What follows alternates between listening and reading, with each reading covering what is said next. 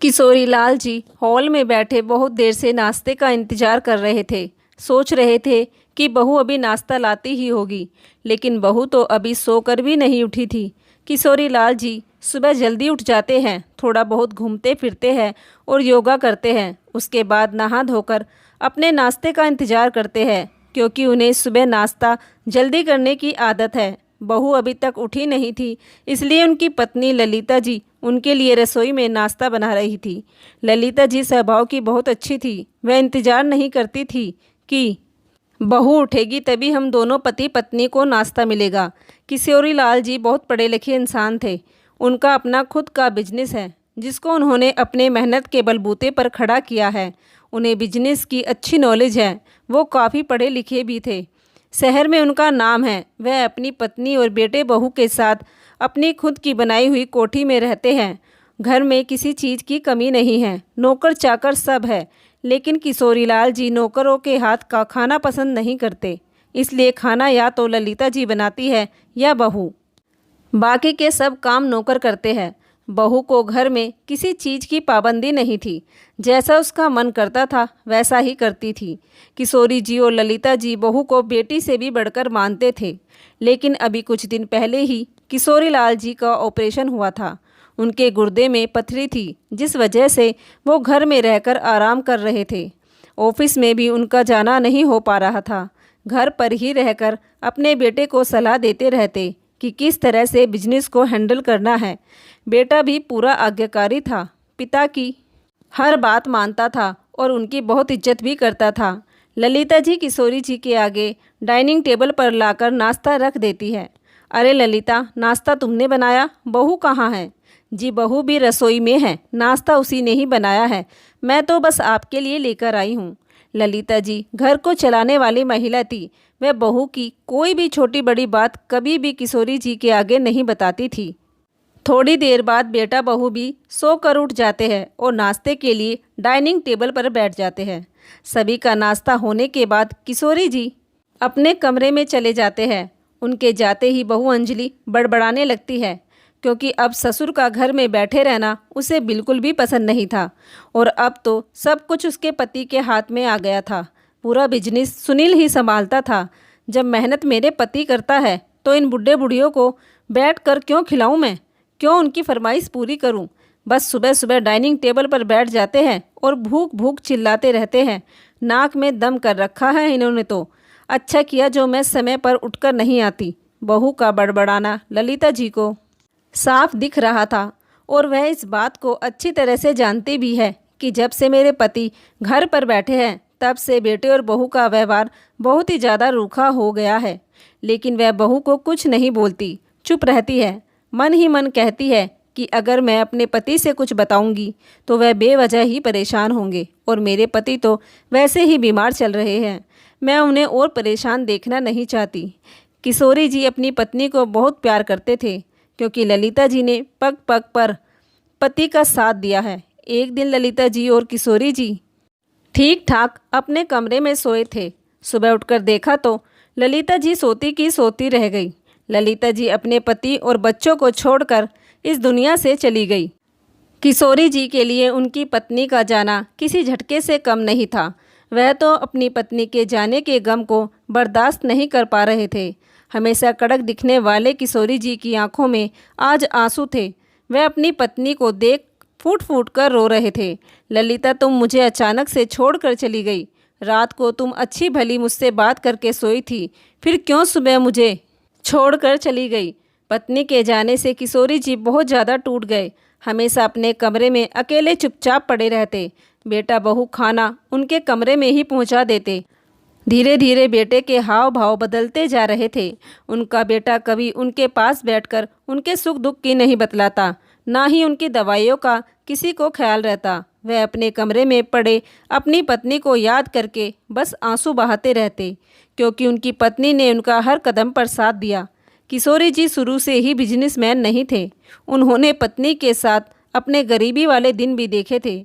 ललिता, गरीबी में हर समय तुमने मेरा कदम कदम पर साथ दिया, और अब सुख के दिन आए तो दुनिया ही छोड़ चली तुम। मैं कैसे रहूँगा तुम्हारे बिना? वापस लौट आओ ललिता, वापस लौट आओ। कहकर किशोरी जी लगातार रोए जा रहे थे।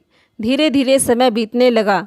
कुछ दिन तो कैलाश जी अपने कमरे से बाहर नहीं निकले, लेकिन फिर उन्होंने हिम्मत बांधी, अपने आप को खुद ही समझाया, क्योंकि बेटा बहू तो अब पूरी तरह बदल चुके थे। ऑपरेशन को भी 3 महीने हो चुके थे। वह पहले से ठीक थे। घर में बहू बेटे को ललिता जी के जाने का इतना फर्क नहीं पड़ा। बेटा तो बिजनेस संभालने में बिजी था और बहू अपनी किटी पार्टी और शॉपिंग में मस्त थी। अब उन्हें पिता से कोई मतलब नहीं था। बस वह 2 टाइम का खाना जैसे तैसे उनके कमरे में पहुंचा देते थे, वह भी नौकर के हाथ। उन्हें सब समझ आ रहा था कि बेटे बहू को मेरे गम या आंसुओं से कोई मतलब नहीं है। उन्होंने खुद ही अपने मन को समझाया और अपनी हिम्मत बांधी। धीरे धीरे वह अपने पुराने रूटीन में आने लगे। वह सुबह उठकर वॉक करने गए, आकर नहा धोकर डाइनिंग टेबल पर बैठकर न्यूज़पेपर पढ़ने लगे और बहू से बोले, बहू मेरा नाश्ता लगा दो। बहू गुस्से से रसोई में बर्तन पटकने लगी। बस इस बुढ़े को तो फिर से वही काम चालू हो गया। आराम से अपने कमरे में पड़ा रहता था, लेकिन अब फिर से नाश्ते के लिए भूख भूख चिल्लाना शुरू कर दिया है। इतनी सुबह सुबह किसको भूख लगती है। बहू ने जलते भूनते डाइनिंग टेबल पर नाश्ते की थाली लाकर पटक दी। बहू को इस तरह गुस्से में नाश्ता देते हुए किशोरी जी दंग रह गए, क्योंकि उन्होंने तो बहू के इस रूप को पहली बार देखा था। उनकी पत्नी ललिता तो अपनी बहू की उनके आगे बहुत बड़ाई करती थी, लेकिन उन्हें क्या पता था, क्योंकि उनकी पत्नी उनसे कुछ नहीं बताती थी। अब तो बहू रोज़ रोज़ किशोरी जी के साथ बुरा व्यवहार करती, ना तो खाने को ढंग से देती और ना ही उनका कोई काम करती। बस हर समय बहू के चेहरे पर गुस्सा ही गुस्सा दिखाई देता। बहू को इस तरह देखकर किशोरी जी बहुत हैरान थे। अब तो रोज़ ही किशोरी जी को नाश्ता लेट मिलता, वह भी बिना तानों के नहीं मिलता। उसमें भी ना जाने बहू कितनी बातें उन्हें सुना देती। एक दिन बहू के इस व्यवहार से परेशान हो गए और सोचा कि बेटे से इस बारे में बात करूंगा, वह बहू को समझा देगा। अपने बेटे से बोले, बेटा मुझे सुबह सुबह नाश्ता करने की आदत है, तुम बहू को समझा दो कि सुबह नाश्ता बना दिया करे। रोज़ नाश्ते के लिए 10 बज जाते हैं, मेरी दवाई का भी समय निकल जाता है और बेटा मेरी दवाइयाँ भी ख़त्म हो गई है, शाम को लेते आना। इतना कहते ही सुनील अपने पिताजी पर चिल्लाकर पड़ा, पिताजी क्या सुबह सुबह भूख लगने लगती है आपको? अपने कमरे में बैठा करो, जब नाश्ता बन जाएगा तब आपके कमरे में भिजवा दिया जाएगा। बार बार मेरी पत्नी को परेशान मत कीजिए। अब आप घर में बैठे रहते हो, मेहनत मैं करता हूँ तो अब घर में मेरी ही चलेगी, और दवाइयों की क्या ज़रूरत है? अब आपका ऑपरेशन को कई महीने हो गए हैं, कोई ज़रूरत नहीं है ज़्यादा दवाई खाने की। ज़्यादा दवाई खाने से आपकी किडनी खराब हो जाएगी। ठीक है बेटा, बेटा मेरा एटीएम कार्ड मुझे दे दे, मैं खुद जाकर ले आऊँगा। अब आपके एटीएम कार्ड में पैसे नहीं हैं। वह पैसे तो मैंने अपने साले को दे दिए, उसने अपना नया बिजनेस शुरू किया है। और वैसे भी आपको एटीएम कार्ड की क्या ज़रूरत है, सब कुछ तो मैं संभाल रहा हूँ। 2 समय का खाना आपको घर में मिल तो रहा है, और क्या चाहिए आपको? बेटा वह भी समय पर नहीं मिलता। किशोरी जी बेटे की तरफ देखते हुए बोले। तभी बहू किशोरी जी को घूरते हुए बोली, समय से नहीं मिलता तो एक काम कीजिए, कल से अपना नाश्ता और खाना खुद ही बना लीजिए। मैं कोई फ्री की नौकरानी नहीं हूँ तुम्हारी, जो हर समय तुम्हारे आगे पीछे लगी रहूँगी। ये सब सुनकर किशोरी जी अपने बेटे की तरफ देखने लगी। ऐसे मत देखिए पिताजी, आपकी बहू ठीक बोल रही है, आपने इसको इतना परेशान कर दिया है। अगर आपको इतनी ही भूख लगती है तो आप खाना खुद बना लीजिए। किशोरी जी बेटे और बहू के बदले हुए व्यवहार को देखकर बहुत ज़्यादा आश्चर्यचकित थे। बहू तो बहू, बेटा भी उसके सुर में सुर मिला रहा है। उन्हें कुछ समझ नहीं आ रहा था कि यह सब हो क्या रहा है। सब कुछ मेरा ही बनाया हुआ है, यह बिजनेस, यह घर सब मैंने खड़ा किया है, और तो और मुझसे बिना पूछे मेरे एटीएम से सारे पैसे निकाल कर खर्च कर दिए। किशोरी जी घंटों तक यही सब सोचते रहे। अगले दिन बेटे ने उनका सामान स्टोर रूम में डाल दिया। किशोरी जी बेटे से बोले, यह सब क्या है, मेरा सामान क्यों निकाल रहे हो? पिताजी अब से आप स्टोर रूम में रहोगे, वहीं चुपचाप पड़े रहना। मेरी पत्नी आपसे परेशान हो चुकी है और आज से आपका खाना नौकर बनाया करेगा और वही आपके कमरे में लेकर आया करेगा। आगे से अंजलि से खाना मांगने की कोई ज़रूरत नहीं है, स्टोर रूम में से बाहर निकलने की भी कोई ज़रूरत नहीं है। बेटा मेरा इतना बड़ा घर है, फिर भी मुझे रहने के लिए स्टोर रूम क्यों? पिताजी, अंजलि की सहेलियाँ आती जाती रहती है और उसकी किट्टी पार्टी भी रहती है और मेरे भी मिलने वाले आते रहते हैं, इसलिए आप एक तरफ ही पड़े रहो तो ही अच्छा है, कहकर बेटा चला गया। आज बेटे की इस हरकत को देखकर किशोरी जी दंग रह गए, लेकिन अब किशोरी जी से यह सब बर्दाश्त नहीं हो रहा था। बेटा, मैं भी तेरा बाप हूँ और तुझे इस बाप से पंगा कितना भारी पड़ेगा यह तू नहीं जानता। अब तक जो भी कुछ तूने किया ठीक था, लेकिन अब जो मैं करूँगा उसे देखकर तेरी आंखें बाहर आ जाएगी। किशोरी जी सही समय का इंतजार करने लगे और कुछ दिन बाद वो सही समय भी आ गया। बेटा बहू यूरोप जाने की तैयारी कर रहे थे। किशोरी लाल जी भी बैठे बैठे उनके जाने का इंतजार कर रहे थे।